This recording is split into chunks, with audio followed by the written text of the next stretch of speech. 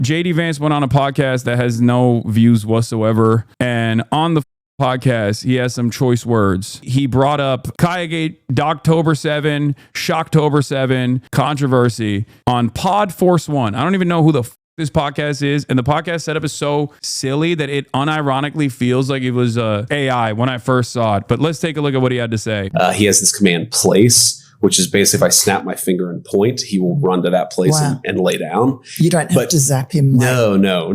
Hasan, not like Hasan Biker. No, electrocution of dogs here. How disgusting is that? What does that tell you about a person? Well, I think it tells you that they're not that they're bad people. Yes. If you can actually cause suffering to an innocent animal, you're probably the kind of person who doesn't worry about suffering in people as well. Yeah. And that's been my experience. If you mistreat dogs, that's almost 100% sign that you're going to be a really terrible person. So JD Vance has done spot training for his own dog, so he knows that it is not an abusive practice. And yet he is still leaning into this idea that I'm like abusing my dog, which is crazy because, hello, Kristi Noem, the secretary of the Department of Homeland Security, shot her puppy point blank, ISIS execution style, and then threw the puppy's body in a goddamn landfill in front of construction workers. And the only reason why we know about it is because she wrote about it in her book. What is happening? It is so transparent that these people not only do not give a about animal welfare, they don't give a about human welfare either. Because remember, this is the vice president we're talking about. The vice president of the United States is talking about Reddit, Twitter drama while we're at the precipice of 40 million American citizens losing their SNAP benefits, as in 40 million Americans are about to starve. 40 million Americans are about to starve in 2 days because the administration does not want to use the existing $6 billion that they have in their contingency funds to keep giving money to people. They are going to go to food banks, which will not be able to make up for the lack of SNAP benefits that they get. These are some of the most underserved people in the country. Many of them work. Many of them, even larger numbers, can't not work. As a matter of fact, they have dependents. They have children. And JD Vance is over here, as the government is shut down, talking about this.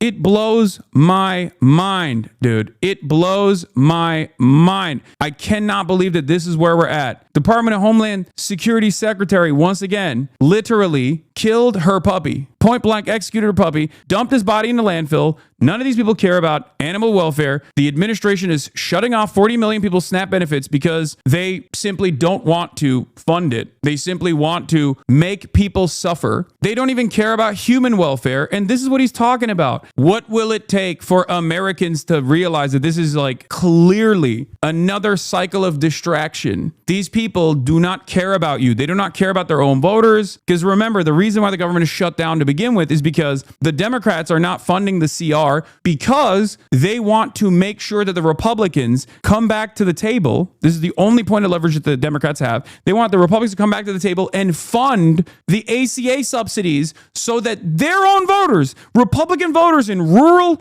ass places, still get some semblance of subsidies when they're paying for their health care. That is the argument here. Democrats want to fund health care, and Republicans are dangling the starvation of 40 million Americans in an effort not to fund health care. What is going on? This is where we're at. It's incredible. It's one of the ways, we really sort of test people is if Atlas responds well to them, if they like Atlas. We know. By the way, the dumbest people on the planet still in this chat will turn around and say, bro is deflecting. Brother, there is no deflection. She's right there. Okay. You're stupid. I can't entertain your hallucinations, but beyond the hallucinations that you're engaging in, please recognize that your parents, your grandparents that rely on SNAP subsidies are going to starve. Okay, wake up. Like, that's what I mean. That's what's so crazy about this. Like, first of all, it's not even a deflection. You're talking about a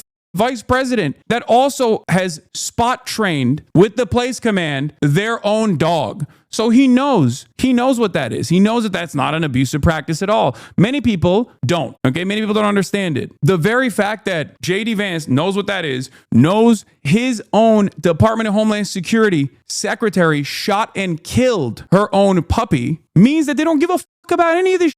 Or he's just straight up saying, yeah, we want a bad person, a sociopath. Hasan, please don't go with the ticket saying it's not abusive. You're going to get clipped, please. What can I say? The vice president is comparing me to a serial killer here in this clip, even though his own dog has also gotten spot training as well, like knows the place command as well. Yeah, they're good people, but you can tell if somebody's really mean to animals. It's like the Jeffrey Dahmer thing. Yeah. Like every serial killer ever has actually been really bad to animals. That's sort of how they... Yeah. I mean, I don't even disagree with that take, except I'm not really bad to animals. I love animals. I care about animal welfare a lot more than JD Vance does. In any case, that's where we're at. This is the New York Post's podcast, apparently. I didn't even know. The same podcast interview spoke with Kristi Noem about her dog, by the way. Bland segment overall, but she has spoken to Kristi Noem. Putting a puppy down as JD Vance talks about judging your character based on animal treatment. Oh, wow. I didn't know that. Let's take a look. The dog was a danger, or you felt that it was going to be a dangerous dog? Yeah, the dog was actively killing animals for fun, had been massacring, chickens, and then had tried to bite me and attack me. And from working all the time with animals like that, when and in our state and in states and across the country too, that is something that happens from time to time. And keeping children and people safe is incredibly important. When at that time we had little kiddos around every single day. In a hunting lodge we were operating, and people that I knew that I needed to take responsibility for the situation. Yeah, so I mean that's something I think farmers understand. People on the land understand. That's crazy. That is crazy. It's all politics, man. It's all politics. That's what it is. And it's so funny that these motherfuckers will be like, well, actually, you're just deflecting away. It's like, this is the best taken care of dog on the planet. Okay. Kaya lives a better life than 99% of the people that are screaming about how I'm abusing my dog because they saw like 10 clips in sequence. And obviously the broader point here is that we always assume that video is a format where what you see is what you get, and it is very easy to, or it's not so easy to manipulate people as opposed to text where you can take something out of context or make something utterly devoid of context. But in fact, video can also play a formative role in that. Okay. Video is also just as malleable, especially in the format that I exist in, where I'm literally live 24/7. It's so funny because like she gets vet checks with regular frequency, groomed with regular frequency, incredible amount of activity, socializing, all of that. Like I'm so on it. You're just keeping it alive at this point by putting attention to it. If people say you're mistreating, it's either a form of bad faith or you're not going to change their mind anyway. I know. Well, what do you mean? I'm not keeping it alive. The vice president just talked about it. A vice president who also has like lied about human beings eating cats and dogs, including in that very same interview, as a matter of fact. He literally still said, after openly admitting that he was lying about Haitians eating cats and dogs, JD Vance is still saying Haitians are eating cats and dogs as the vice president. That is where we're at. JD Vance openly admitted that he was lying in the past about the Haitians eating cats and dogs thing. And then he still turned around and said it. Look at this. Look. This was, if you remember, the big controversy about all of the migrants who came into Haiti. 20,000 immigrants, Haitian migrants, in a town of 40,000 people. So you blink your eyes in Springfield, Ohio, and you wake up and literally a third of the population of your town is now Haitian immigrants. And eating cats and dogs. Eating cats and dogs. Now, Biden paroled those immigrants. And it's so funny. It's just crazy because like no one actually turns around and goes, maybe this is an op. The other side of this is also like people in the margins, people who like despise JD Vance or Donald Trump. Under no circumstance do they ever go, wait a minute, these are my allies here. That's weird. They don't ask themselves why the vice president is even bringing this up. It's fine. It is what it is. What are you going to do? Evicted from the house because there are people who are going to pay more for rent. And then what happens is 20 people move into a 3-bedroom house. 20 people from a totally different culture, totally different ways of interacting.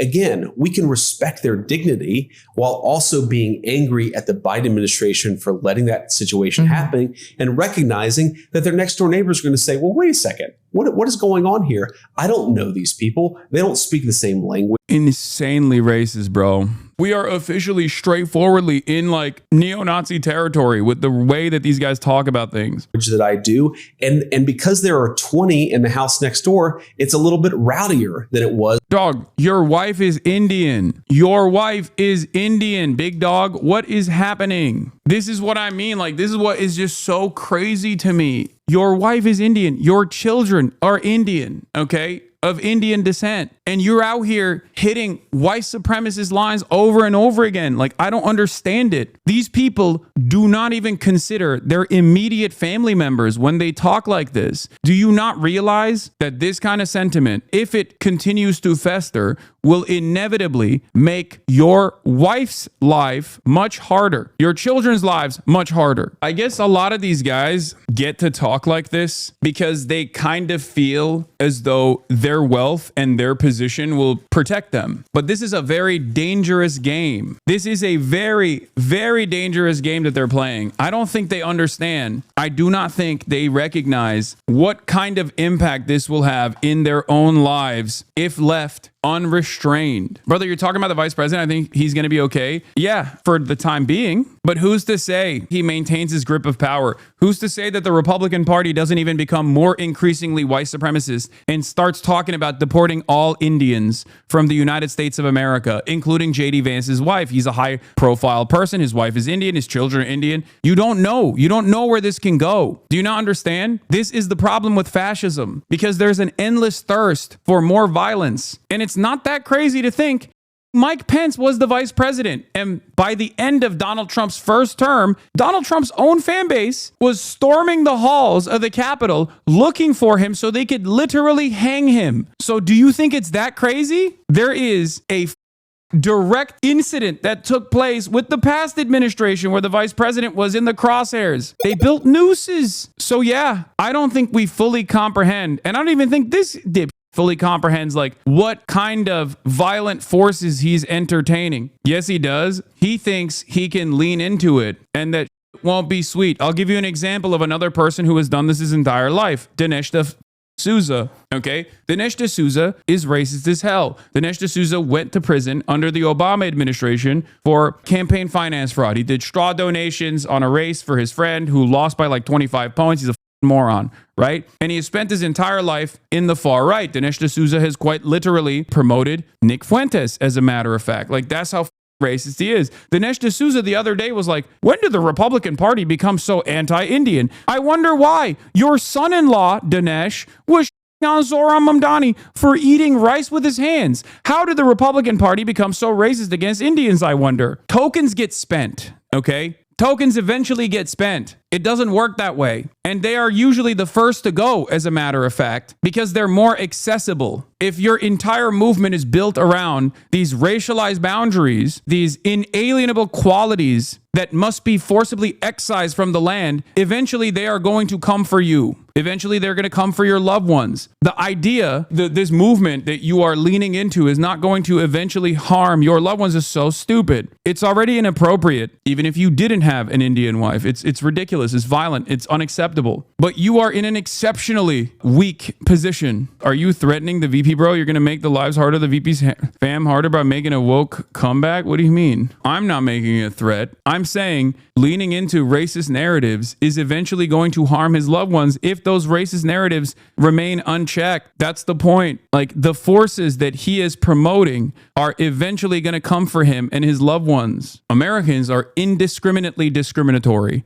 okay? They don't even know the distinction between like someone from Pakistan versus someone from India, okay? At most, they look at it as like, you're all terrorists, myself included, obviously. That's the reason why Tom Cotton will go on a Senate hearing and talk to the Singaporean CEO of TikTok and go, what kind of Chinese are you? You see what I mean? And he's like, Senator, I'm from Singapore. He's like, okay, I don't understand. What kind of Chinese is from Singapore? You must be Chinese. In any case, that's where we're at in our culture. That's where we're at in the realm of commentary. And these guys are way too predisposed with silliness as opposed to solving any of the crises that are personally responsible for. And the worst part about it is that for many Americans, they're fine with that. They like it. They're like, no, this is great. This is awesome. Yeah, no, keep me invested in this silly shit. Don't worry about the SNAP benefits. All of these right-wing groups that even talk about the SNAP benefits talk about it as though it's like these are poor people that deserve to starve. They should just get back to work, not realizing what it takes to even get the SNAP benefits or what your conditions look like if you are SNAP recipients at all.